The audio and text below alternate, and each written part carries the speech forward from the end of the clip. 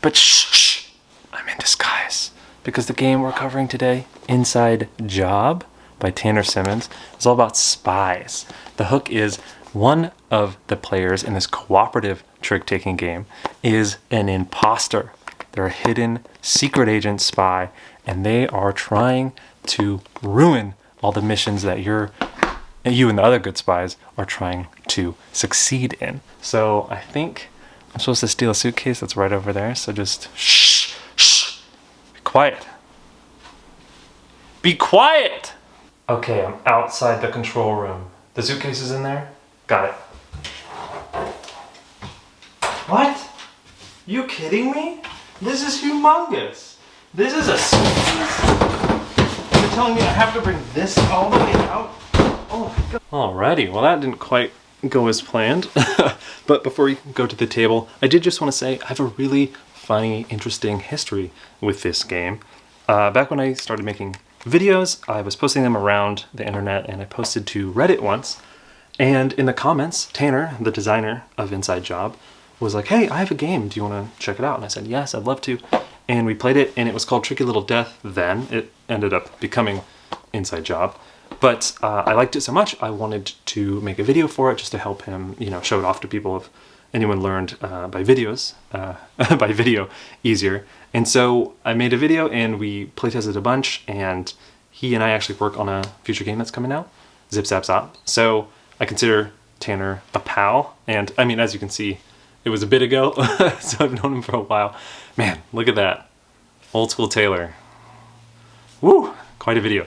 But take that with a grain of salt in the final thoughts. The fact that I know Tanner, and I may be biased. But anyway, let's go to the table, and I'll teach you how to play Inside Job. The deck in Inside Job is made up of 4 suits numbered 1 through 13. Alrighty, so here we have the game set up for 3 players. So depending on the player count, you're going to deal out a certain amount of cards. We have 13 each in a 3-player game. Each player is also going to get a suitcase, which I'll explain what those do later. You're going to find the correct player layout. So like this one is for 5, 4. We have the 3-player one over there. This is just going to dictate kind of the winning conditions, how many cards each players get, and other things. Then you're going to have a pile of suitcases over there, the mission cards, which I'll explain in a bit, and then each player is going to get a role. Because after all, this is a social deduction game, so each player is going to be possibly a good person or an agent, or a bad person, an insider. And I have a German copy, as you can see, it says German, but thankfully I have the English here in this poorly cut, translated paper here, if it will focus. There are 2 roles, the agent and the insider. The agents are trying to complete missions, and then at the very end, if it does get to that, they're trying to vote on who the insider is correctly. The insider, during the game, is trying to collect secret cases. Those are given out to whoever wins a trick, and I'll explain a little bit more about them later. They're trying to sabotage the missions for the tasks that the group is trying to go on, and they're trying to also remain undetected. The special ability they have is that they may follow suit, because this is a must-follow game, except for the insider.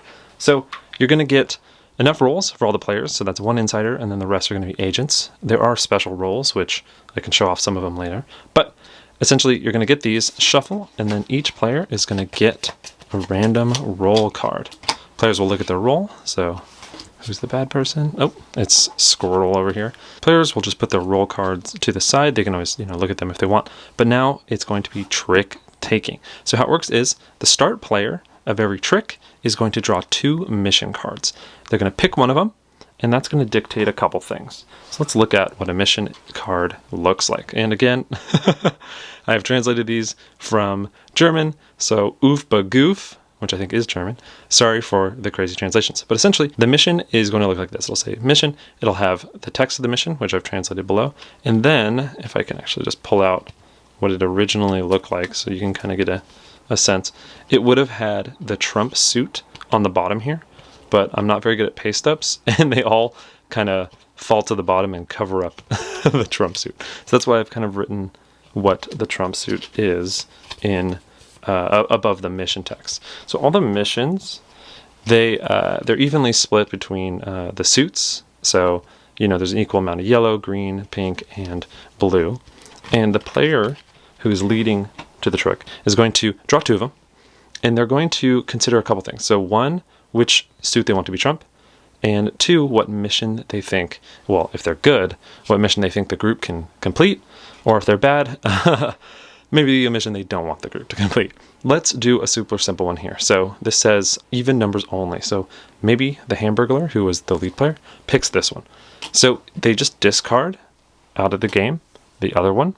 And so this is the current mission that the team has to complete. So Hamburglar here maybe leads a 4 green.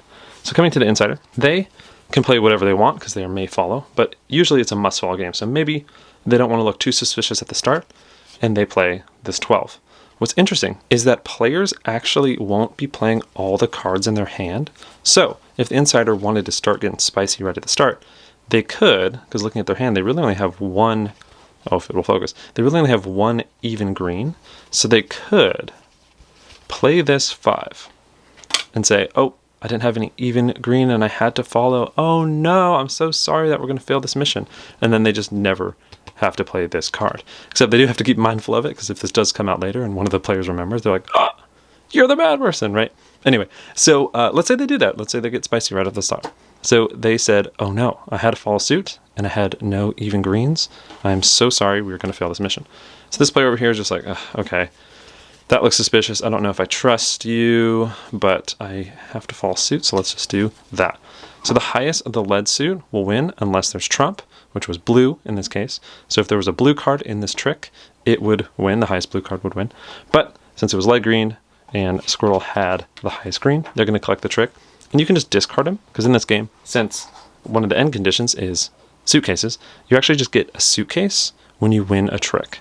So Squirrel has 2 suitcases. And the important thing for the insider is they win the game immediately if they ever get 6 suitcases. If a mission succeeds, you just flip it and put it over here by the mission succeed section.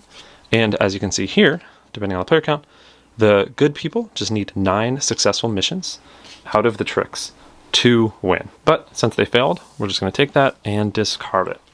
So Squirrel would then draw 2 cards, and they would pick one of them, right? And then they would lead to the next trick. So this one says the 3rd card has to be higher than everyone else. So maybe they just lead low to start not looking suspicious and successfully complete the mission.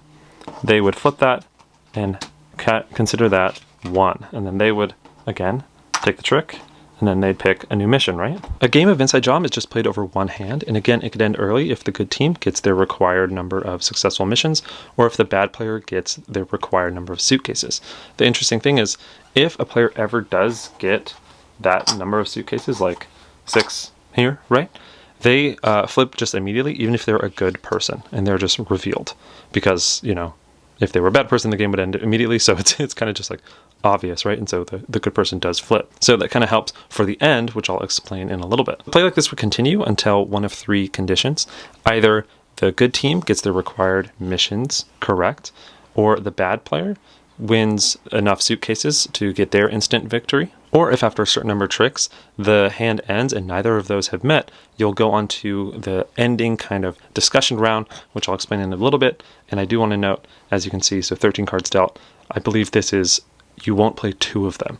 So in 3-player, even though you have 13 cards, you only play 11 tricks. So the good team does have to win a good amount of the missions to consider it a success. And even if they don't hit the 9 and it's kind of obvious that they're going to fail, you do just continue out the trick taking, because if neither of the instant victory conditions are met, you'll now have this kind of discussion phase where players accuse each other and try to deduce who the insider is. And it's mostly just off of card play, really, or like maybe suspicious plays. Like earlier in that example, when this person wanted all evens and this person couldn't do it, that might be something you bring up, like, hey, I don't trust you. So something kind of like that. But in the end of the discussion, there will be a vote. And if the insider gets the most votes, not tied, then they get kicked out and the good people win. But if not, the insider wins. That's how to play the basic Inside Job. There is another rule which makes the game super spicy, which I love to include. And it is involving the suitcases and how to possibly win more suitcases. So let's do an example here. If the player wants to, and they have a suitcase at their disposal, they may put the suitcase on the card to make the card trump. So, for example, let's say Hamburglar leads this 10, and it comes to Squirtle, and they really want to win, but they don't have a really high blue to win the trick. And they do have a blue, so they're not off suit. If they want to, they can play to the trick and add a suitcase to their card. And what that does is, even though they followed, this is now the trump suit. So this is actually a 9 pink. So when it comes to this player here, and they do that, they would have won, except Squirtle is now using this as a 9 pink. So Squirtle would win the trick. They'd get any wagered suitcase back to them, and they'd get another suitcase for winning the trick. The interesting thing, though, rewinding back a little bit, if they would have done that, and then the insider, or sorry, I shouldn't do that, the eyeball character uses this, they're also 13 in trump. So they're actually winning now and beating this 9 of trump. And again, like I said, you collect every wagered suitcase. So the eyeball just stole Squirtle's suitcase, and they get 1 for winning the trick. So it's it's a little scary to use. Maybe the last position, the hammer, uses it a lot, I've seen in the game. But essentially, it's a cool way to make your card stronger than it is. And one caveat is the person who's leading can never do that. They can't just make that a 10 pink. And finally, the variance at 2 players, you get this kind of NPC standee, which the players control. So you can play 2 players with this third person kind of being part of the trick. So it adds cards to the trick and has more of a trick-taking group feel, but they're kind of manipulated by the 2 players. So that's what you do at 2 players. And some extra roles too, which are in German, sadly. But you have like orange rolls, or someone who's red-blue, or really cool ones like this one where you reveal it immediately and you can never win a trick. And if you do, the insider wins. So just wild, a ton of replayability and really cool roles in the game as well. So that's how to play Inside Job. So that is Inside Job, and again, take this with a huge grain of salt because Tanner Simmons is a pal. He and I are working on my game Zip Zap Zop. So again, keep that in mind. But that said, I really, really, really like this game. I think I was predisposed. Again, I am a huge social deduction head. We talked about this with shamans. I was in the resistance tournament at Gen Con, and I won. And I've just always loved social deduction. There's just such a tense feeling to it always. I don't think I've ever felt more tense in a board game than I am when I'm playing social deduction. I know Tichu's up there. I think that's just because I'm so nervous to disappoint my partner. Or Letters from Whitechapel is incredibly terrifying too. But I'd say social deduction as a genre does such an amazing job of just ratcheting tension. And this game as well does a wonderful job of keeping it tight. One hand is just perfect. Everything you can kind of read off of and pay attention to is there in that one hand. I think the Insider has enough flexibility, especially with the May Follow, which is just brilliant, to be deceivious. That's not a word. Be devious and deceitful. I think that's what I was going for. But they have enough flexibility to walk around a bad hand and still try to win tricks and or maybe slough off until the very end. I always love a game where a hand doesn't kind of pigeonhole you or dictate what you need to do or how to play. And the cool thing about Insider as a role is if you have a good hand, you could try to win a bunch of suitcases or tricks and win that way. But also, if things just look a little hairy or you have a bad hand, just play it meek and then just wait until the end. Try to fail submissions for sure, but wait until the end and just do the long con. I've done that before as the Insider, and it's so much fun. There's something to social deduction where some social deduction games, especially like, it's a little rough, but like maybe like One Night Ultimate Werewolf or Werewolf, or even Resistance, where there's not much to go off of, and you're just like lying to each other or like bluffing or double bluffing or just shifting blame, kind of based on nothing. In this game, there's a fair amount to it because there's those missions that you might fail, and again, it handles the trick taking well to where you might just fail the mission just because you didn't have the card or didn't have the hand. But the fact that the Insider wants to win tricks, so they're maybe picking missions more, and the missions that they pick, if it's just a little too convenient that they're always harder missions, I love that sense of discarding the not picked mission as like a little bit of vagueness or a little bit of secrecy. there's a game called Secret Hitler, where the people who vote, they'll the first person will draw 3, and it's like good or bad essentially, and they pick 2 of those to go to the next person, who will pick 1 of those from there. And there's that idea of like you discard some information from the game that one person knows, or maybe 2 people know, and it adds just a little bit of grayness where players can maybe project. Like if I pick, especially later on in the hand, a mission that is better for players to be on suit, then that's suspicious, right? If I pick a mission that it has been shown to be impossible from previous tricks, then that's super suspicious. And of course you could always like be like, you could shift the blame and be, you know, I didn't get good missions or whatever, but there's just enough to intuit off the game, so it's not baseless, but just enough to hide, so you have some flexibility. And so I just love how the game handles that line. The extra rolls are super fun.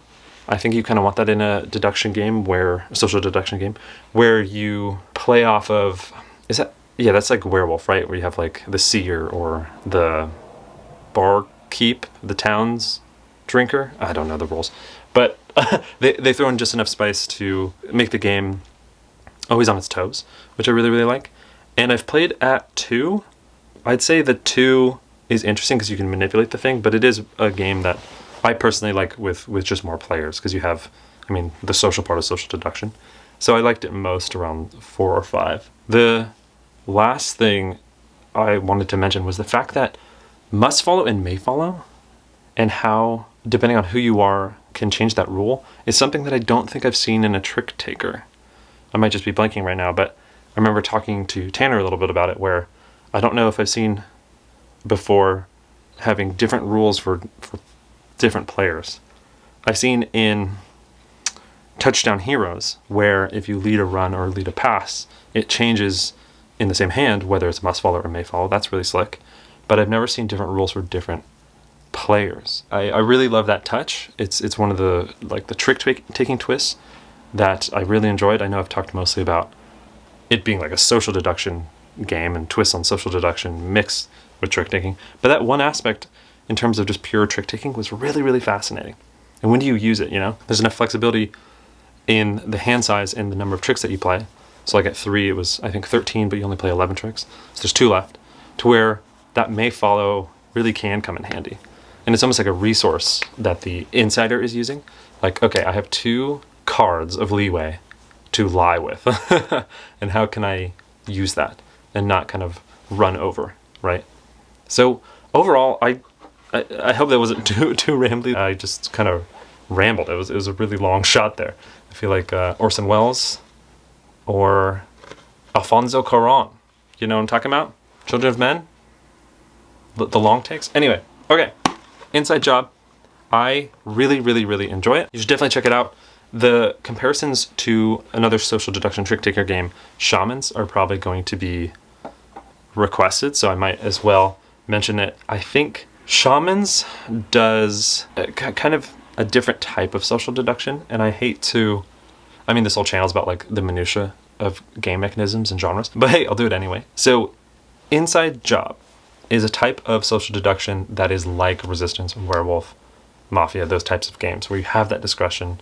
You are working more off what the players are doing. And I think Shamans is kind of just a different type of social deduction. It isn't that brand. It's more of like a maneuverability kind of powers-based thing. And this is more just pure trick-taking discussion. So I do feel like this is more standard social deduction. Like if you wanted like a social deduction trick taker and you're more well acquainted with social deduction, this would be it. Whereas Shamans is more like kind of a twist on social deduction with trick taking, if that makes sense. Especially with like the full may follow in Shamans. This feels more like I took trick taking what I know, I took social deduction what I know, and this is the meeting of those. Whereas Shamans is like a little bit different trick taking, a little bit different social deduction to kind of be a different beast. And I love them both. So I wouldn't turn down either. I don't know if I had to pick between the two. I think that's just an impossible choice. It's like apples and oranges, except in reality it's like apples and apples because they are very similar. It's like comparing Pink Lady Is that an apple? To Honeycrisp. Honeycrisp to Gala. Gala? Gala. Gala apples. Gala. Anyway, you get the idea. Thanks so much for watching. Before I start going off about apples, I'm about to leave in like 3 hours for Texas for BGG Con. So, whoo! And I landed 6 hours ago from Japan, from Tokyo Game Market. So this, I hope that explains how nuts this is. Anyway, inside job, totally think you should check it out. And I think Tanner is just sensational and has just so many amazing games ahead of him. I'm so excited. Thank you so much for watching, and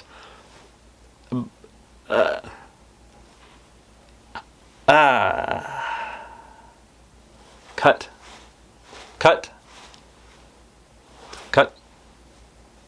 Stop recording, please. Stop recording. Turn off the camera. It's just me. Bye.